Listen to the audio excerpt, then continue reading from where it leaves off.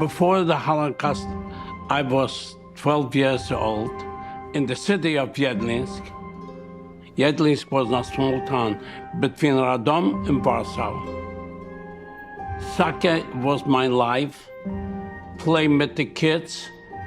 Life was so great. It was unbelievable.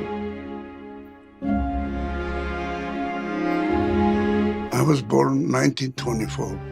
1924 was a lot of hope. It was right after the war there.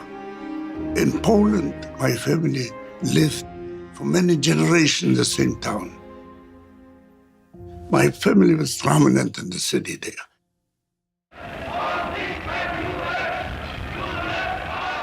When the Germans come in, all of a sudden, everything changed around in life. There was so much anti-Semitism, very much so. Kristallnacht, that was the first violence against Jews in Germany, 9th of November 1938. They burned all the synagogues. They put a lot of Jews in concentration camps. They killed a lot of Jews. That was actually at the beginning of the Holocaust there. I was in the ghetto Krakow. And when they liquidated the ghetto on March 13, 1943, I went to the first camp, Warsaw. We had two ghettos there, Ghetto A and Ghetto B. Ghetto A, you had to work. If you worked, you have a right to live. If you didn't, you were Ghetto B, their destiny, they were sending them away to Jeshchem or something. So I did get a job.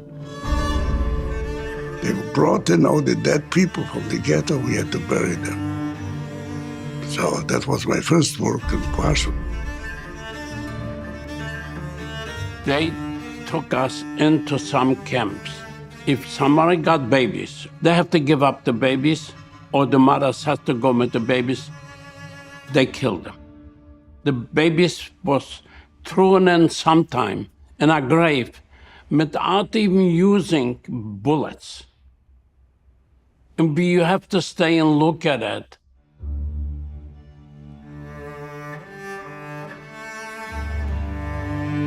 Warsaw was so horrible place. You could see in Schindler's List, on the balcony, he shoots some people. There was constant selections, you know. You stand in the morning undressed, and they picked up anybody who was not good. They picked them up, sent them away. And then there was a lot of hanging, a lot of execution. The dogs were eating people. So it was a very frightening place.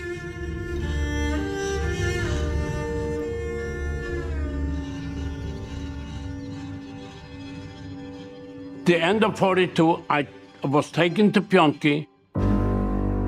In Pionki, you are going to be working daily basis. And I went to unload coal. Sometimes we worked 24 hours. When you steal something to bring in after you work, they picked a Jewish guy up. You have to hang him. And if he doesn't want it, then he is going to be hanged too. That's the punishment, what they did.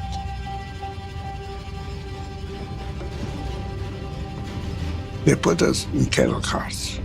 When you get in that cattle car, first of all, you don't know where you're going. You don't know what's going to happen to you. They put a bucket of water and a bucket of sanitation. And you get 100 people in there, and it is terrible. You become an animal there when you get in that car. So finally we get to a place named Pionki. It was all in a big forest. That was the largest ammunition factory in Poland. They were making powder. And the first thing we go to a shower room. Now you know, when you go in that shower room and you don't know what's going to come out of this spigot there, gas or water, Finally, water came out. There's a Hebrew song, Ma'im Chaim, you know. We start singing.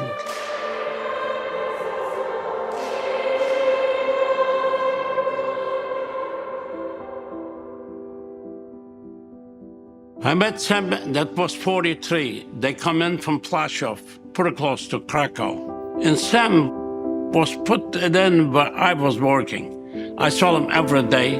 I worked with Jack in the same place almost for 8 months, 9 months maybe. Jack and me were very close buddies there. When we work as a team always. We help each other. We were doing all kinds of stuff, unloading coals from the train. There was a powerhouse there. So we were feeding that monster with coal there. He was like my brother, yes, all the time working with together. We were working together day by day. Every day. We hear that they're going to take to Auschwitz. That was the rumor. And I said to myself, I'm not going to Auschwitz. I'm going to go to the forest. If you cut the wires, it's 5-10 minutes you was in the forest. Jack ran away. When I did it, I took with me 15 people. Soon we went over in the beginning of the forest, they started shooting at us. And one person got killed right away.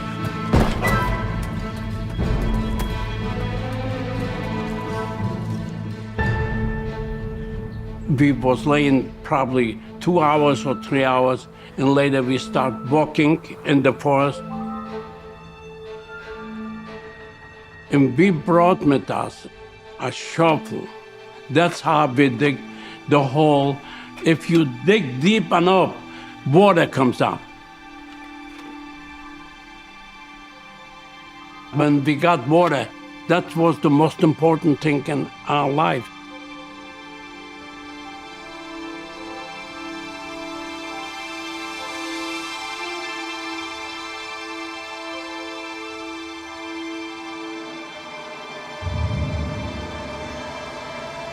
It was unbelievable. The Germans would never come in. Somebody told them from the Gentile people that there's Jews around here.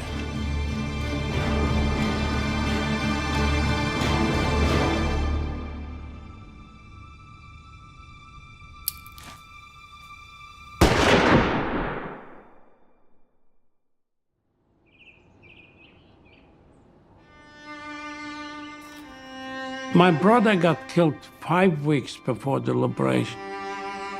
I didn't want to live anymore. I wanted to give up my life.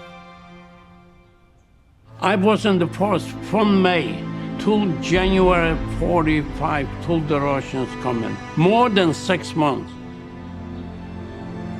From 15 people, 6 people survived.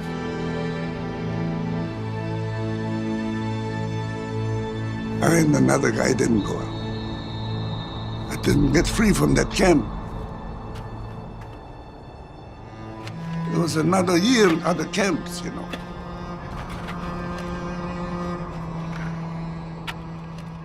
Finally, on May the 2nd, 1945, Nightmares was over. I was free.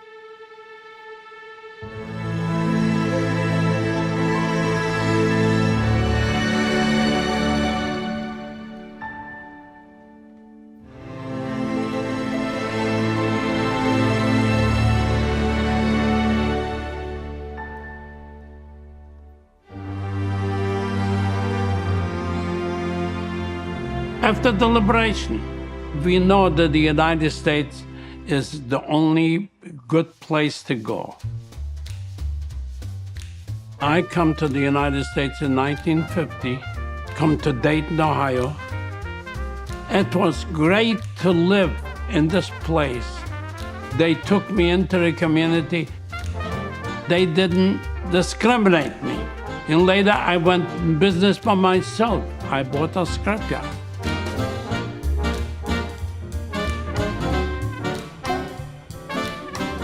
I live in Ohio till 1992, over 30-some years. In Dayton was over 25 survivors, from Auschwitz and from Pionki. I always was thinking about people, what I was working with them. I hope that I'm going to see them sometime. I hope they survive.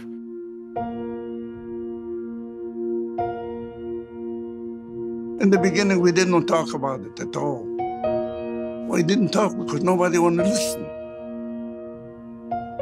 I didn't talk until 1961 was an Eichmann trial in Israel. The accused, together with others, during the period 1939 to 1945, caused the killing of millions of Jews in his capacity as the person responsible for the execution of the Nazi plan for the physical extermination of the Jews. So since then, you cannot stop me talking. You're going to stop me talking today either. Thank you, Robert, and the museum for giving us the honor, me and my wife, to do this. When we emerged from the ashes, from the fires, from the forests, and from the gulags from the Soviet Union, when we came back, we don't found friendly reception. 1,500 survivors were killed, murdered in Poland after the war. The event was from the United States Holocaust Museum. I went, I wanted to see, maybe I will see some survivors. Survivors, they were instrumental of creating that museum, a beacon of lights and hope in the capital of this great state, United States. Instantly, I recognized his face. And I said, for goodness sake, I knew this person so good that like I would know him since yesterday. I went out of my mind, I tell you the truth. I couldn't believe it, that I see somebody from my camp, from Pionki, a survivor. And I said to the people, I'm going to the table to see him. He came over running to me, running over there. You, my brother, my brother. Yeah, he was very emotional there. It's not a better feeling in your life than you see another survivor survive.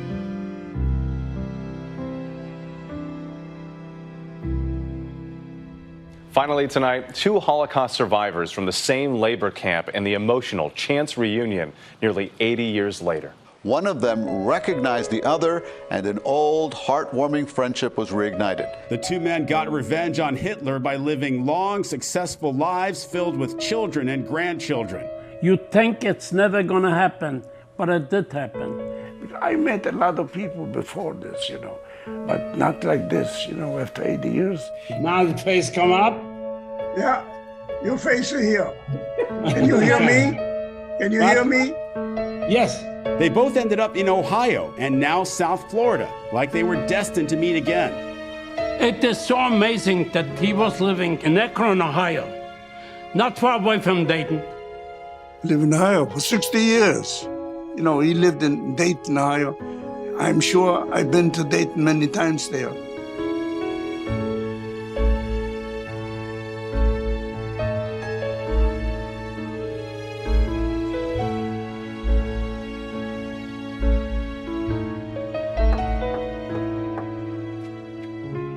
Nice to see you so much. So good to see you. Very nice to see you. Yeah. You want to sit down with me, and Sure, I'm going to bring you up some pictures. And that's all my grandkids. That was my wife. She was at Pionki. Well, she didn't look like this in Pionki. No, she didn't. No, she didn't. From the forest, when I come out, that's how I look. I want to show you, that was my brother, and that was my cousin. She was killed at the forest with him. Unfortunately, everybody passed away. We have to tell the story of what was going on in the world. If not, It's going to be forgotten, and that's why we survived to tell the story.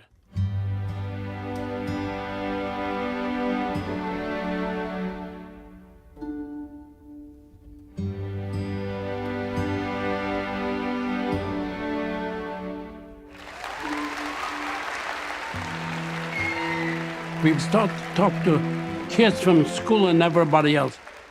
A lot of people after the war didn't want to talk about it, and it was not right. When I lost my parents, I was not even 14 years old when they killed my father. And it's something that doesn't never go away. The survivors are not going to be here forever to tell the story. And the younger generation should take over to remind the people it should never happen like this again in life, to anybody in life. First of all, I always tell them, hate is not a good thing there. Don't hate. The word hate is a bad thing there. It doesn't hurt anybody, it hurts you. People are so educated now, and they can be educated, but not to hate each other. It's a big problem. And it's a problem that I don't know who can bring it back. I hope we're not going to lose the United States because of this. We waiting for you. Your generation is going to determine our life in this country. We have so many trouble in the world.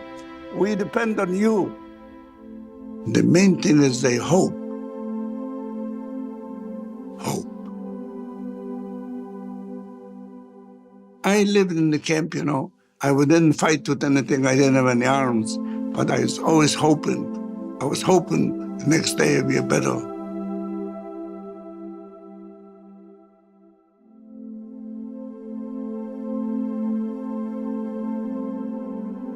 I got a good life. Unfortunately, my wife passed away a few years ago. I got wonderful kids. It is so important that you have friends. I play poker 3 times a week. It's a friendly game. Check. Check. Check. This is the secret of staying alive. You know. I'm very active. Except sometime afternoon I take a nap.